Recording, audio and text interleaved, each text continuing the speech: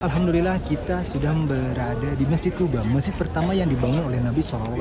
Pertanyaannya kita kepada Ustadz. Ustadz, ini Masjid Quba adalah masjid yang pertama yang dibangun oleh Nabi SAW. Kenapa masjid ini bukan menjadi bagian masjid yang disebut Masjid Nabawi? Nah. Bahkan masjid yang di Madinah tersebut yang jadi Masjid Nabawi, bukan Masjid Quba. Gimana Ustadz? Baik. Bismillahirrahmanirrahim. Ahibati fillah wa khana fiddin. Yang pertama, Nabi Muhammad SAW di dalam perjalanan hijrahnya, sebelum beliau sampai kepada pusat kota Madinah sekarang yang kemudian ada masjid beliau yang disebut dengan Masjid Nabawi, beliau diperintahkan oleh Allah Subhanahu wa taala untuk berhenti di satu wilayah yang sekarang kemudian dikenal dengan wilayah Quba. Allah Subhanahu wa taala menyinggung masjid ini dalam salah satu firman-Nya di dalam surat At-Taubah bahwa masjid ini adalah awwalu baitin ussisa 'ala taqwa, bahwa ini adalah di antara rumah yang pertama kali dibangun di atas ketakwaan kepada Allah Subhanahu wa taala. Namun kemudian Rasulullah sallallahu alaihi wasallam diperintahkan oleh Allah Subhanahu wa taala ketika sampai ke kota Madinah untuk memilih satu tempat, dan kemudian diperintahkan oleh Allah Rabbul Alamin untuk membuat masjid di tempat tersebut.